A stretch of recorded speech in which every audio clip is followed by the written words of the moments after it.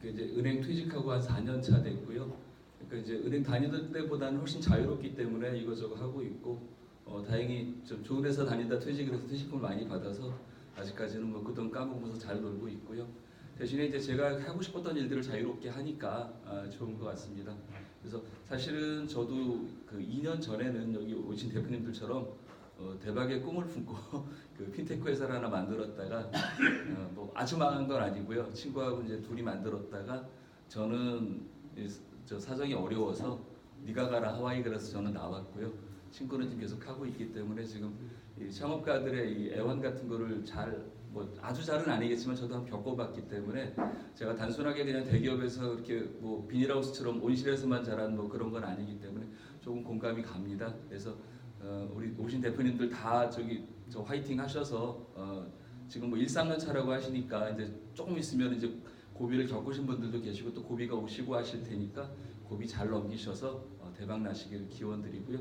오늘 뭐 이 정도 뭐 소개해드리면 될 것 같고요. 저는 경영지도사하고 그다음에 창업 관련해서 창업보육 매니저라는 걸 뭐 자격을 취득해서 요즘 사실은 창업보육 매니저 일은 별로 안 하고요. 창업보육 매니저 양성 과정에 주로 강의 들어가서 그거로 좀 돈 벌고 있습니다. 오늘 그 해드릴 얘기는 이제 CSR에 관한 이야기고요. CSR 제가 준비를 하는데 저희 꼬마가 아빠 시스루가 뭐야 그러는데 뭐 저걸 시스루라고 뭐 우스갯소리처럼 하는 경우도 있는데 좀 개념적으로는 좀 오래된 개념인데 아마 예비 창업자분들은 좀 가슴이 별로 안 와닿으실 거고요. 이렇게 살지 죽을지도 모르는데 무슨 CSR이나 그럴 텐데 지금 뭐 1, 3년 차시면 지금 성장 단계에 계신 기업들이시기 때문에 한 번쯤은 생각해 보실 테마가 아닌가 싶습니다. 그 기업하시는 분들 고민이 많으실 거예요. 기업을 어떻게 운영해야 될지. 그래서 기업이 어떻게 뭐 돈을 벌지 생각해 보면 우리 제품의 가격을 잘 매겨서 어떤 프라이싱을 잘 해서 뭐 돈을 잘 벌 수도 있을 거고요. 아니면 뭐 고객이 원하는 가치를 잘 만들어주는 그런 기업이 돼서 성공할 수도 있을 거고요. 아니면 또 그 원가 관리를 잘해서 뭐 그렇게 될 수도 있겠죠. 그래서 이런 거에 관한 고민을 이제 우리나라에서는 그 서울대 윤석철 교수님이 굉장히 그 경영학계에서는 뭐 그루라고 하시는 지금 퇴직하셨고요. 그분이 쓰신 책에 보면 이제 이런 그림이 나옵니다. 기업이 만들어내는 게 원가가 있고 가격이 있고 가치가 있습니다. 저거는 기업에서 어느 정도 통제할 수 있는 것들이에요. 근데 저 세 가지가 같게 되면 아무 일도 안 일어나요. 일단 기업은 뭐 가격만큼 원가만큼 가격을 받게 되면 남는 게 없고요. 소비자 입장에서는 가격만큼 가치가 있다라고 하면 뭐 사도 그만 안 사도 그만이에요. 왜냐하면 더 가치 있는 것들을 살 수 있기 때문이죠. 그래서 저렇게 보시는 것처럼 원가보다는 가격이 높아야지 되고요. 가격보다는 고객에게 주는 가치가 더 높아야 됩니다. 그래서 윤석철 교수님은 이걸 어떻게 표현을 하셨냐면 가치가 가격보다 높은 거를 제품의 경쟁력이라고 그랬어요. 그래서 제품의 가치보다 가격은 훨씬 높아야 되고 그리고 또 제품을 만들려고 하면 원가가 들어가기 때문에 원가보다는 가격이 커야 된다. 그걸 이제 공급자 입장이라고 설명을 하셨습니다. 실제로 우리 기업하시는 분들은 이 세 가지만 고민하시면 됩니다. 어떻게 하면 원가를 절감할까? 어떻게 하면 적당한 가격을 매길까? 그리고 우리는 어떻게 하면 더 가치를 만들어서 고객한테 제공할까? 이것만 하면 되는데요. 지금 뭐 기업가가 사실 종업원하고 그 고객 사이에 낑겨 있지 않습니까? 전통적인 발상에서는 뭐냐 하면 사장님들은 전생에 지은 죄가 많기 때문에 건물주한테 월세 내셔야 되고요. 나라에 세금 내셔야 되고요. 종업원들에게는 매달 월급을 주셔야 됩니다. 전생에 지은 죄를 사할 때까지 굉장히 힘들어요. 그래서 이미 사장님들이 대표자님들이 어떤 물건을 만들어서 직원을 고용하고 사업을 하신다는 얘기 뭐냐면 종업원한테 제대로 임금 주시고 하시면 하실 거 하신 거예요. 도덕적으로 하실 거. 그 다음에 고객한테 뭘 줬죠? 좋은 제품을 드렸잖아요. 고객이 물건을 샀다는 소리 뭐냐면 적어도 밸류가 프라이스보다 크다는 소리예요. 그러면 우리 대표님들이 물건이 시장에서 팔리고 그 팔린 돈으로 직원한테 급여를 주신다라고 하시면 훌륭한 분이세요. 전생에 지은 죄를 다 용서받으실 수 있습니다. 그런데 언제부턴가 기업의 사회적 책임을 이야기합니다. 사실 기업이 사회적 책임질 게 뭐 있어요? 기업이 사회적 책임지려고 사업하시는 분은 아무도 안 계시잖아요. 그런데 어느새부터인가 기업의 사회적 책임 이야기를 많이 합니다. 그래서 보시면 뭐 뭐 그럴 듯하죠. 뭐 저렇게 되면 좋을 것 같아요. 근데 저거 사업에 도움이 되시나요? 우리가 사회적 책임을 지는 게 우리 사업에 도움이 되시나요? 우리가 사회적 책임을 지는 게 원가를 절감하나요? 우리가 사회적 책임을 지는 게 매출을 늘려주나요? 사실 좀 동떨어진 문제예요. 동떨어진 문제지만 뭐 이거 학자들만 얘기하는 건 아니고 저희는 어떻게 보면 이 대표님들의 제일 큰 목표는 의문 뭐냐면 기업을 유지 발전시키는 거예요. 그래야 계속 직원들한테 급여를 줄 수 있고 그렇게 해서 직원들의 가족들이 따뜻하게 잘 살아갈 수 있고요. 그리고 계속 유지를 하시면서 좋은 제품 만드셔서 사회에 그게 기여하시고 공헌하시는 거잖아요. 근데 저기서 안 끝납니다. 그 다음에 또 요구하는 게 뭐냐면 이해주동 문제가 생기면 책임을 져라. 사실 질 필요 없을 것 같은데 지라고 하고요. 마지막에는 이게 뭐 대통령도 못하는 사회적 발전에 대한 책임을 지라고 합니다. 그래서 사실은 저런 기업의 사회적 책임이라는 건 굉장히 어렵고 큰 문제예요. 사실은 여기 보시는 것처럼 경제활동을 잘해서 성과가 나고요. 그게 시장 가치나 경쟁력으로 나타날 겁니다. 사실 저것만 하시면 뭐 큰 문제가 없어요. 사실은 초기 자본주의는 저렇게 흘러갔어요. 열심히 사업가는 창의적인 발상을 하고 훌륭한 제품을 개발하고 뭐 이렇게 해서 그리고 뭐 그 중에 좀 일부 조금 좀 못된 분도 있긴 있었죠. 월급을 좀 덜 준다거나 이런 거 있었는데 정상적으로 경제활동을 경제팀 지진다 그러면은 뭐 더할 나위가 없습니다. 근데 거기다가 어떤 기업 이미지를 제고하기 위해서 CSR 하는 거 뭐 거기까지는 괜찮을 것 같아요. 저럼 좋을 것 같아요. 그런데 최근의 개념들은 저런 CSR이라는 개념보다는 조금 더 발전된 개념으로 발전하고 있습니다. 마이클 포터 교수라는 분이 굉장히 경영학과에서는 뭐 자주 등장하는 교수님이세요. 여러분들처럼 창업을 하시는 그런 창업 단계에서는 저분이 말한 Five Forces 모델이라는 걸 설명을 하기도 하고요. 그 다음에 여러분들이 이제 어떤 경쟁을 하려고 하게 되면 원가 우위로 갈 거나 차별화로 갈 거나 하는 그런 본원적 경쟁에 관한 얘기도 하신 분이시고 하여튼 경영학 책이 두루두루 시험에 많이 나오는 양반이세요. 근데 저분이 사실은 기업의 사회적 책임에 대해서도 계속 말씀을 하셨어요. 그래서 초기에는 자선활동과 경쟁적 우위를 어떻게 할 것이 이런 얘기를 하셨고요. 그러다가 2006년에 가면은 이제 CSR, Corporate Social Responsibility라는 개념을 사실 처음 도입을 하셨어요. 그래서 저걸 계속 강조를 하셨어요. 그래서 오늘 저희가 이제 발표할 주제가 바로 저거에 관한 내용이고요. 그리고 또 몇 년 있다가는 저기서 한 단계 넘어가서 CSV, 이 대학생들 중에는 Corporate Social Responsibility 그러니까 Corporate Social Value 뭐 이렇게 잘못 아는 친구들도 있는데 저거는 공유 가치 창출, Shared Value, Creating Shared Value (CSV라는) 개념을 만드셨어요. 이 개념이 발전하게 되면은 내용들도 좀 진화가 됩니다. 그리고 이게 이제 2011년 1월 후에 하버드 비즈니스 리뷰에 이제 그 포터 교수가 크레이머라는 분하고 두 분이 이제 논문을 써서 CSV를 처음 소개했던 그 논문에 나와 있는 헤드카피예요. 자본주의가 지금 사방에서 포위되고 있다. 지금 자본주의의 문제, 그러니까 기존에 했던 기업가들의 어떤 정상적인 것만 해도 사실 잘한다고 생각을 했는데 그게 문제가 되라는 그런 문제 인식 속에서 어떻게 사실은 저건 어떻게 보면 기업가들이 더 잘 살기 위한 방편을 찾는 내용이었습니다. 그래서 이제 그 CSV라는 개념이 발달했고요.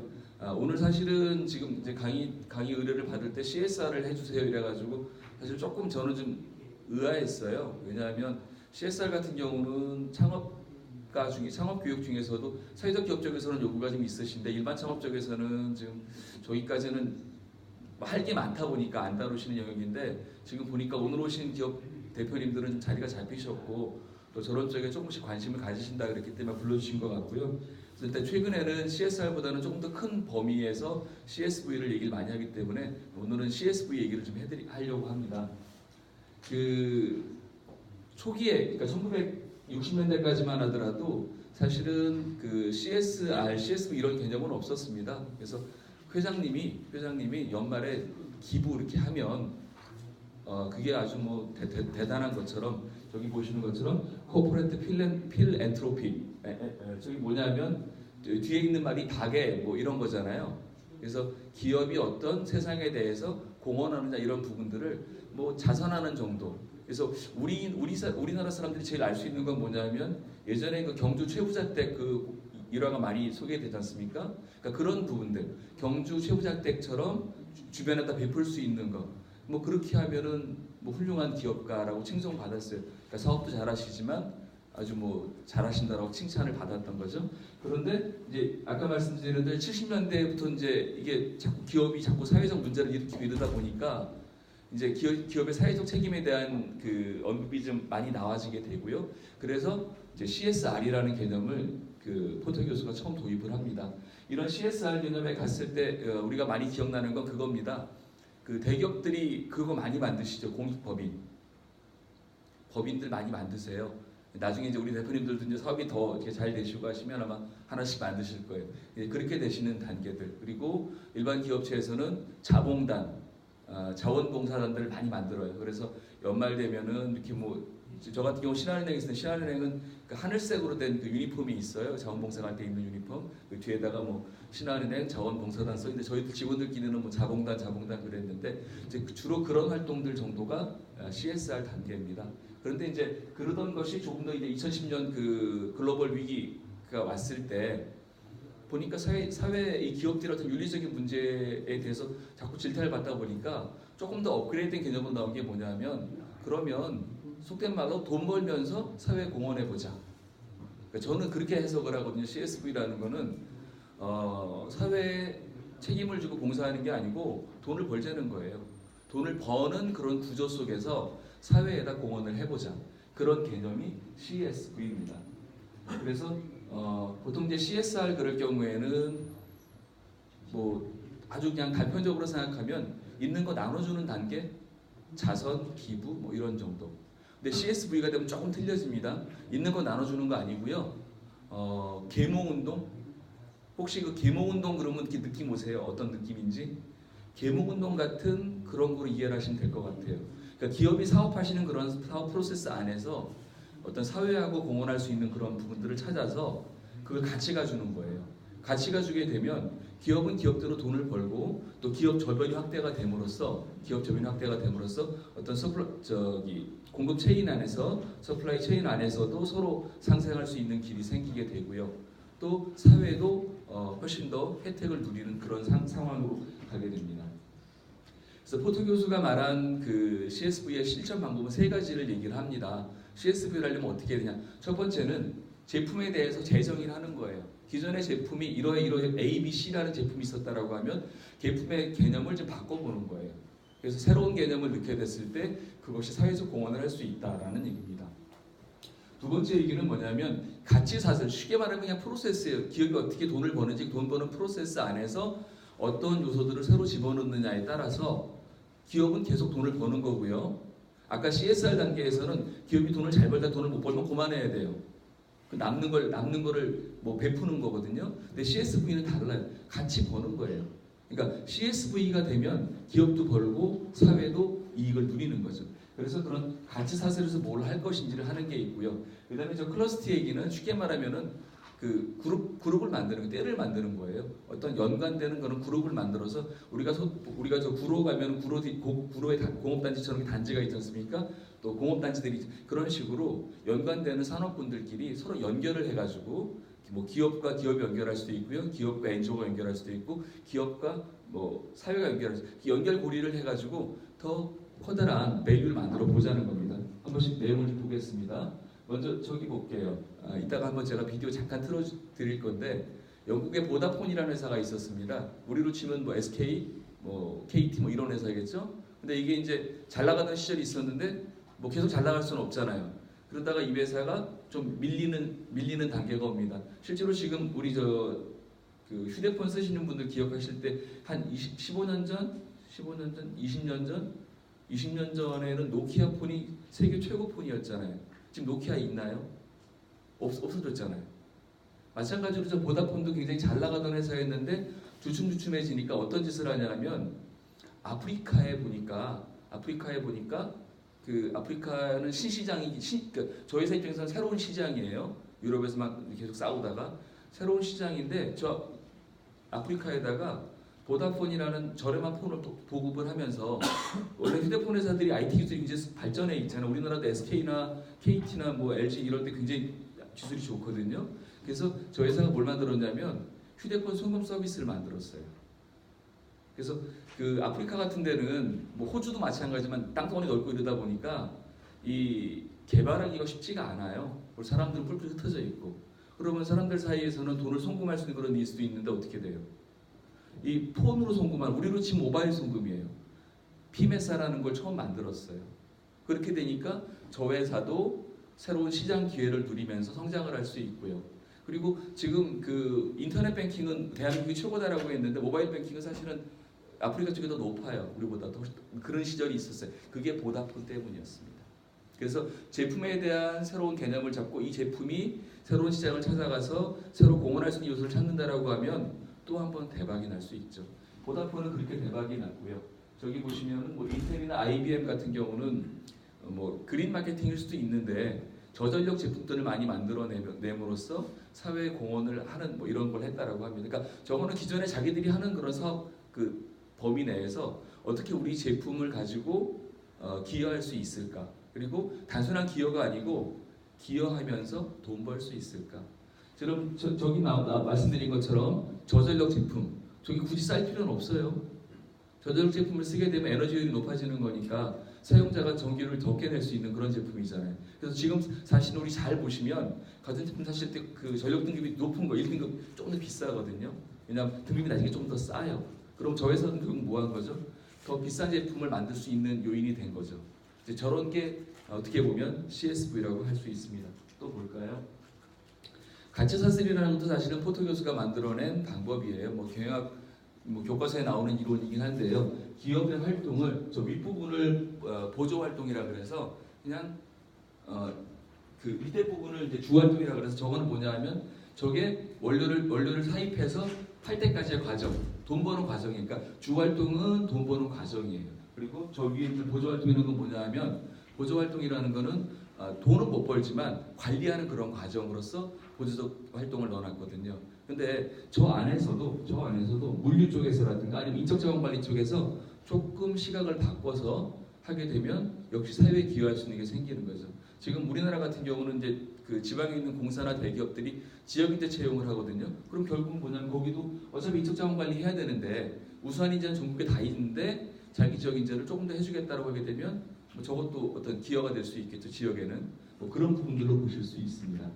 그래서 기업 같은 경우는 인적자원 관리와 물류에서 CSV 활동을 하게 되면 물류 비용을 절약할 수도 있고요, 좋은 인재를 채용할 수도 있고요. 사회에는 뭐 좋은 인재들한테 좋은 일자리 기회가 될 수도 있는 거고요. 또 물류 활동을 지역에서 한다라고 하게 되면 또 지역에서 어떤 먹거리가 생기겠죠. 그래서 실제로 지금 월마트라는 회사는 유통업체지 않습니까? 그래서 월마트도 보시면은 원료를 구매해서 운영을 하고 물류를 하고 이제 일반 기업이랑 좀 틀릴 수 있어요. 왜냐하면 저 업체는 제조업체가 아니고 유통업체이기 때문에 지금 일반 기업 같은 경우는 여기 일반 기업 같은 경우는 물류가 앞쪽에 있고요. 앞쪽에 있고 뒤쪽에서 이제 만드는 단계가 있는데 이 회사는 만들 필요는 없고 이미 만든 물건이 들어오는 거니까 그래서 사실은 운영 이후에 물류가 또 나옵니다. 그리고 마케팅 판매가 들어가는데 저런 단계에서 결국은 여러 가지를 할 수 있는 거예요. 우선 원료 지용 농작물을 구매하게 되면 어떻게 되죠? 우리가 지금 뭐 특산지라는 게 있잖아요. 예를 들면 천안이 지금 호두가 유명한데 저희가 이 매장을 하면서 물건을 보니까 제일 싼 게 제주도 호두 과자가 제일 싸도 굳이 제주도 가져올 필요 없다는 거죠. 저희가 천안 호두 과자를 저희가 사입을 해서 저희가 팔게 되면 지역에 기여할 수 있죠.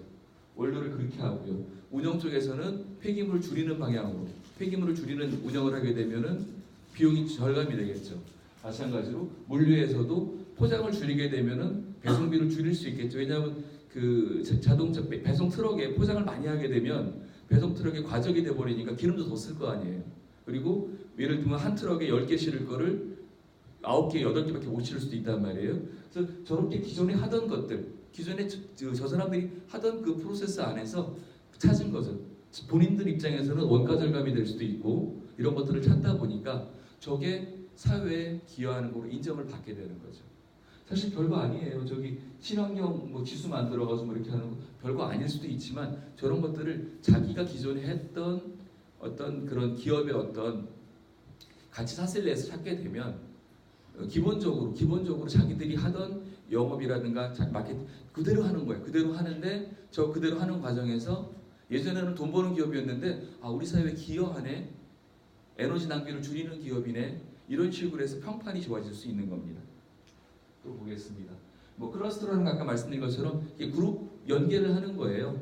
그 앞에서 이 앞 단계까지는 기업 내부적으로 이렇게 했다라고 하면 이제는 외부하고 연계를 하죠. 지역 사회하고 지역의 NGO하고 또 지자체하고도 연계할 수 있고요. 아마 우리 대표님들 사업하시다 보면 이런 거 많이 느끼시잖아요. 연계가 필요하신 것들. 연계를 하실 때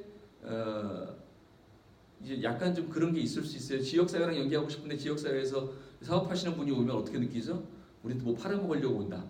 이런 느낌을 가지고 조금 약간 거리를 두고 하시는 경우들이 있잖아요. 특히 이제 그 관공서 같은 경우 그런 거 많잖아요. 그런데 저렇게 우리가 뭔지 모르지만 어떤 사회의 어떤 그 공유할 수 있는 가치를 가지고 접근하신다라고 하면 조금 더 따뜻하게 만날 수 있겠죠.